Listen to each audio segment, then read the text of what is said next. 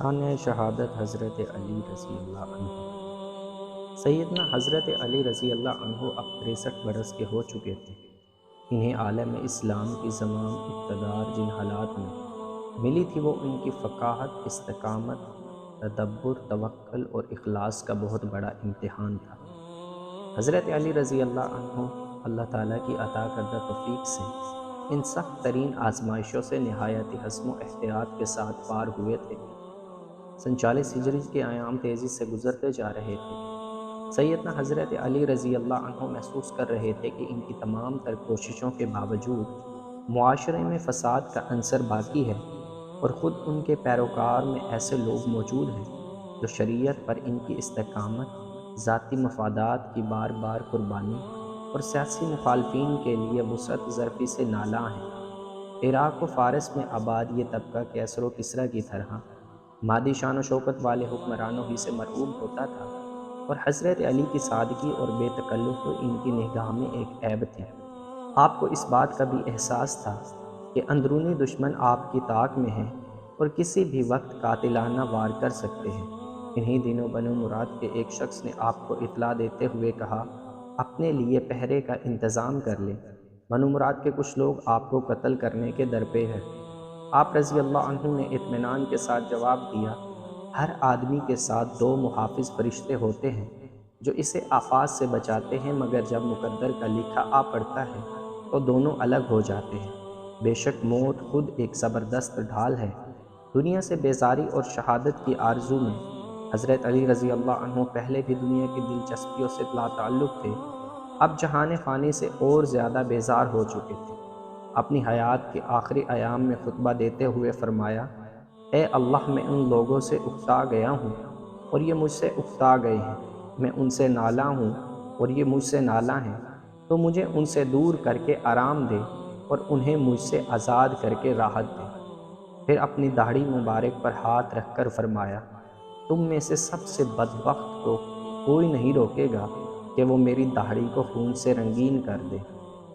انہی دنوں مشیروں نے تجویز دی کہ آپ اپنا جانشین مقرر کر دیں، مگر آپ نے فرمایا، نہیں، بلکہ میں تمہیں اسی طرح چھوڑ کر جاؤں گا جیسے رسول اللہ صلی اللہ علیہ وسلم چھوڑ گئے تھے۔ رفقا کو ڈر تھا کہ اس طرح مزید انتشار پھیل سکتا ہے، اس لیے عرض کیا، اس حال میں اپنے رب کے پاس جائیں گے تو کیا جواب دیں گے؟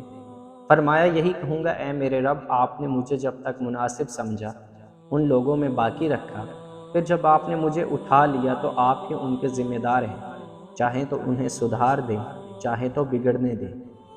نہروان کی جنگ میں حضرت علی رضی اللہ عنہ نے خوارج کی عسکری طاقت فنا کر دی تھی، مگر خارجی ذہنیت کے بہت سے لوگ مسلم معاشرے میں موجود تھے جو حضرت علی رضی اللہ عنہ اور حضرت معاویہ رضی اللہ عنہ سمیت اہم سیاسی مناسبت پر فائز صحابہ سے شدید نفرت کرتے تھے۔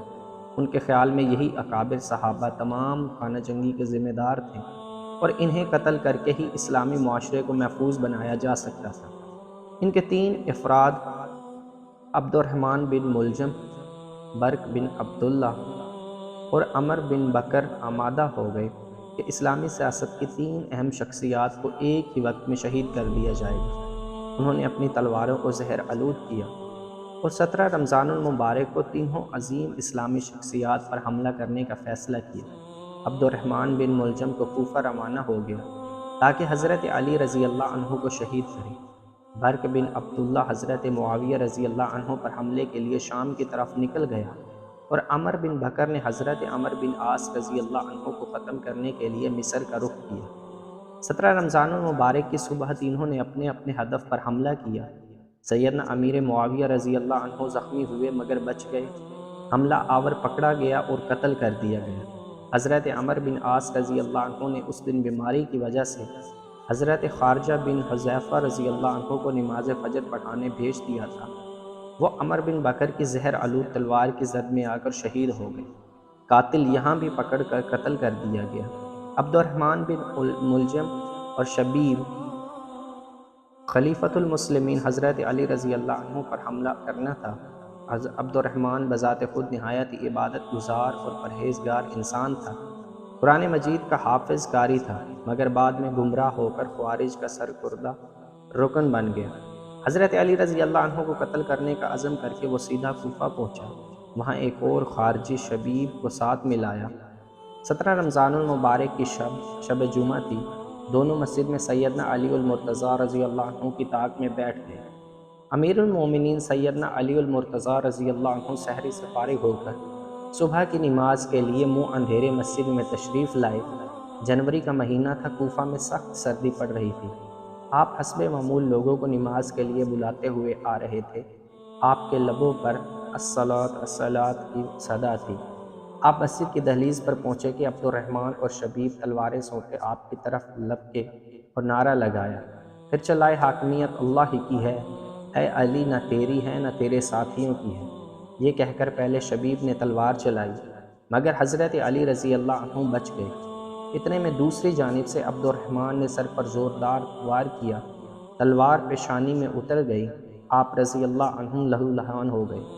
آپ رضی اللہ عنہ نے اسی حالت میں آواز لگائی، یہ بھاگنے نہ پائے۔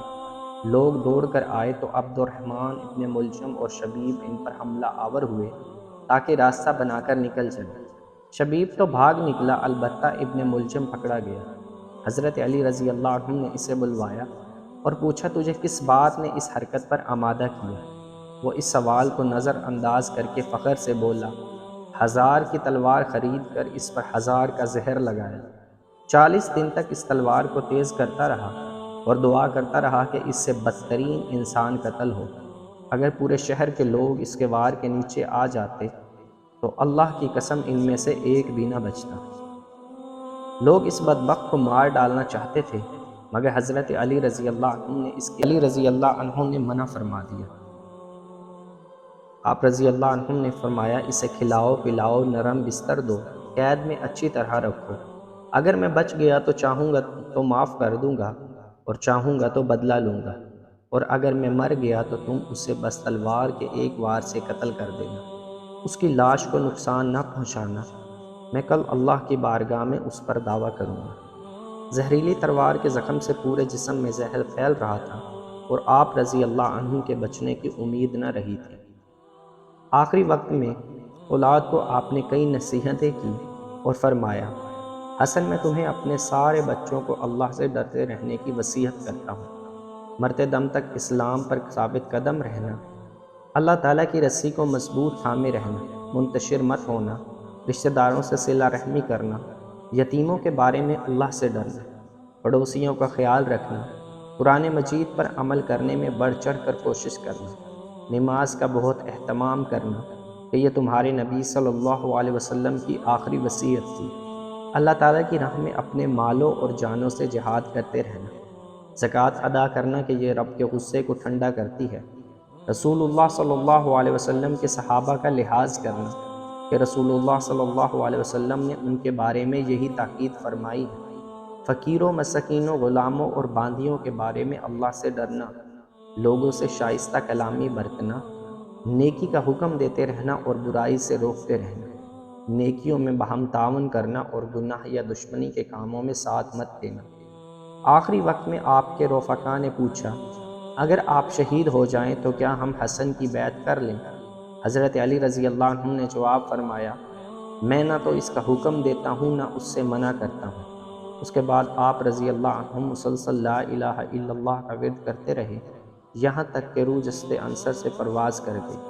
ابھی 17 رمضان المبارک کا سورج طلوع نہیں ہونے پایا تھا کہ ایمان، علم، حکمت، جہاد، سیاست اور شجاعت و عزیمت کا یہ آفتاب عالم تاب دنیا کو تاریک کر کر چلا گیا۔ سیرت علوی کے چند روشن پہلو ہیں۔ حضرت علی رضی اللہ عنہ کی ذات والا صفات بے شمار خوبیوں کا مرقع تھی۔ آپ رضی اللہ عنہ رسول اللہ صلی اللہ علیہ وسلم کی ایک ایک سنت پر عمل کرتے تھے۔ رعایا پروری، پرہیزگاری اور خدا خوفی میں آپ اپنے تینوں سابق خلفائے راشدین کے نقش قدم پر چلتے رہے۔ آپ ہر حال میں اللہ تعالیٰ پر توکل کرتے، روزے کثرت سے رکھتے، قرآن مجید کی تلاوت آپ کا محبوب مشغلہ تھا۔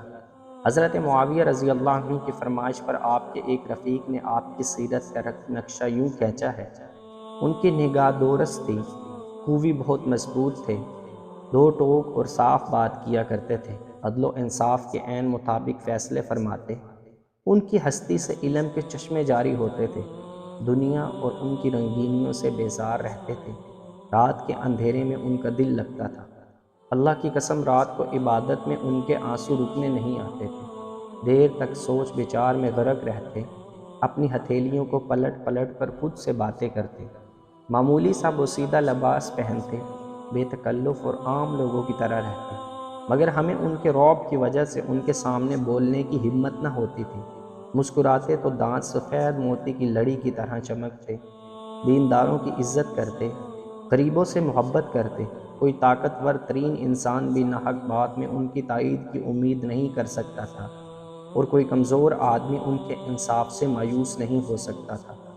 میں اللہ کو گواہ بنا کر کہتا ہوں کہ میں نے ان کی راتوں کے چند مناظر دیکھے ہیں۔ رات نے اپنی سیاہ چادر پھیلائی ہے، تارے ڈوبنے لگے ہیں، اور سیدنا علی مسجد کی محراب میں اپنی داڑھی اپنے ہاتھ سے پکڑے ایک درد سے بیکل انسان کی طرح رو رہے ہیں، یوں تڑپ رہے ہیں جیسے انہیں سانپ یا بچھو نے ڈس لیا ہو۔ میرے کانوں میں آج بھی ان کی آواز گونج رہی ہے۔ وہ کہہ رہے ہیں، اے دنیا، کیا تو مجھ سے چھیڑ چھاڑ کرتی ہے؟ کیا مجھ سے کوئی توقع رکھتی ہے؟ جا میرے سوا کسی اور کو دھوکہ دے، میں تجھے 3 طلاقیں دے چکا ہوں، جس کے بعد دوبارہ تعلق کی کوئی گنجائش نہیں۔ تیری عمر مختصر ہے، تیری دی ہوئی کامیابی حقیر، تیرے خطرات بڑے بھیانک۔ ہائے سامان سفر کتنا تھوڑا، سفر کتنا طویل اور راستہ کتنا سنسان ہے۔ ایک بار کوئی گورنر آپ کے پاس حاضر ہوا، کھانے کا وقت ہوا تو آپ نے مٹی کی ہانڈی منگوائی جس میں صرف ستو تھا۔ آپ نے پانی ملا کر خود بھی اسے نوش کیا اور گورنر کو بھی کھلایا۔ وہ حیرت سے بولا، امیر المومنین، آپ عراق میں رہ کر بھی یہ کھاتے ہیں، جبکہ یہاں کے عوام کا کھانا اس سے کہیں بہتر ہے۔ فرمایا، میں پسند نہیں کرتا کہ میرے پیٹ میں حلال کے سوا کچھ اور جائے۔ علمی شان ایسی تھی کہ بڑے بڑے صحابہ کرام آپ کے فتووں پر اعتماد کرتے تھے۔ ام المومنین حضرت سیدہ عائشہ صدیقہ رضی اللہ عنہا سے کسی نے موضوع پر مسح کرنے کے بارے میں دریافت کیا تو انہوں نے فرمایا، حضرت علی سے پوچھو، وہ یہ مسئلہ میری بنسبت زیادہ جانتے ہیں، کیونکہ وہ رسول اللہ صلی اللہ علیہ وسلم کے ساتھ سفر پر جایا کرتے تھے۔ حضرت عمر رضی اللہ عنہم خود عظیم ترین فقیہ ہونے کے باوجود فرمایا کرتے تھے، ہم میں سب سے اچھے منصف حضرت علی رضی اللہ عنہ ہیں۔ حضرت امیر معاویہ رضی اللہ عنہ سیاسی اختلافات کے باوجود فتاویٰ کے لیے حضرت علی رضی اللہ عنہ پر اعتماد کرتے تھے۔ چنانچہ ایک شخص نے آ کر ان سے کوئی مسئلہ دریافت کیا تو فرمایا کہ حضرت علی سے جا کر پوچھو، وہ زیادہ جانتے ہیں۔ حضرت علی رضی اللہ عنہ مشکل معاملات کو مثالوں اور قصوں کے ذریعے سمجھایا کرتے تھے۔ اشعار اور عربی حکایات کا اچھا خاصا ذخیرہ آپ کے حافظے میں موجود تھا۔ گزشتہ خلفاء کا ذکر بڑے ادب سے کرتے اور ان سے جدائی پر رنج و افسوس ظاہر کرتے۔ ایک بار آپ جمعہ کا خطبہ دے رہے تھے کہ کچھ لوگوں نے ہنگامہ آرائی کی۔ آپ رضی اللہ عنہ گھر تشریف لائے تو ساتھیوں سے فرمایا، واقعی مجھے اس دن کھا لیا گیا تھا جس دن سفید بیل کو کھایا گیا تھا۔ لوگوں کی حیرانی سے محفوظ ہوتے ہوئے آپ رضی اللہ عنہ نے بات آگے بڑھائی اور فرمایا، کسی جنگل میں 3 بیل تھے، ایک سفید، ایک سرخ اور ایک سیاہ۔ تینوں میں بہت اتفاق تھا۔ ایک شیر ان پر حملہ کرنے کی کوشش میں لگا رہتا مگر تینوں مل کر اسے بھگا دیتے۔ آخر ایک دن شیر نے سرخ اور کالے بیل کو کہا، اس جنگ میں ہمارے جھگڑے کا سبب یہ سفید بیل ہے، تم بیچ میں نہ آؤ اور مجھے اس سے نمٹنے دو، اس کو کھاؤں گا اور پھر ہم اور تم اس جنگل میں اتفاق سے رہیں گے کہ میرا اور تمہارا رنگ ملتا جلتا ہے۔ بس شیر نے سفید بیل پر حملہ کر کے اسے مار دیا۔ اس کے بعد وہ دوسرے دونوں بیلوں پر حملے کی کوشش کرنے لگا مگر وہ دونوں بیلوں نے اسے بھگا دیا۔ آخر ایک دن اس نے سرخ بیل سے کہا کہ اس جنگل میں ہمارے جھگڑے کی بنیاد یہ کالا بیل ہے، تم اس کا ساتھ دینا چھوڑ دو تاکہ میں اسے کھا جاؤں، پھر ہم اور تم اتفاق سے رہیں گے کہ ہمارا اور تمہارا رنگ ایک سا ہے۔ سرخ بیل نے کالے بیل کا ساتھ چھوڑا تو شیر اسے ہڑپ کر گیا۔ پھر جب تک اللہ نے چاہا شیر آرام سے رہا، مگر پھر ایک دن وہ سرخ بیل پر حملہ کرنے آ گیا۔ سرخ بیل نے کہا کہ تم مجھے کھاؤ گے؟ شیر نے کہا ہاں۔ سرخ بیل نے کہا اچھا، مگر پہلے مجھے 3 بار ایک اعلان کرنے دو۔ شیر نے کہا کر لو۔ سرخ بیل نے آواز لگائی، سن لو، مجھے اس دن کھا لیا گیا تھا جس دن سفید بیل کو کھایا گیا تھا۔ یہ حکایت سنا کر حضرت علی رضی اللہ عنہ نے فرمایا، سن لو، میں اسی دن سے کمزور ہو گیا تھا جس دن سے حضرت عثمان رضی اللہ عنہ کو شہید کیا گیا۔ حضرت حسن رضی اللہ عنہ کا تعزیتی خطاب۔ حضرت علی رضی اللہ عنہ کی شہادت کے اگلے دن سیدنا حسن رضی اللہ عنہ نے لوگوں کے مجمع عام میں ایک تقریر کی جس میں فرمایا، لوگوں، کل تم سے ایک ایسا شخص جدا ہو گیا ہے جو علم میں پہلوں سے بڑھ کر تھا اور بعد والے اس کے مقام تک نہیں پہنچ سکیں گے۔ بلا شبہ رسول اللہ صلی اللہ علیہ وسلم انہیں جب بھی پرچم دے کر کسی مہم پر بھیجتے تو وہ فتح یاب ہو کر ہی واپس آتے۔ یہ شخص دنیا سے اس حال میں گیا کہ اس کے پاس سونا تھا نہ چاندی، ہاں 700 درہم تھے جو اپنے گھریلو خادموں کے لیے الگ جمع کر کے رکھے تھے۔ مشہور ہے کہ حضرت علی رضی اللہ عنہ نے خود حضرت حسن رضی اللہ عنہ کو اپنا جانشین مقرر کر دیا تھا، مگر اس دعوے کی کوئی دلیل نہیں۔ تمام کتب سیر و تاریخ یہی بتاتی ہیں کہ حضرت علی رضی اللہ عنہ نے یہ فیصلہ امت پر چھوڑ دیا تھا۔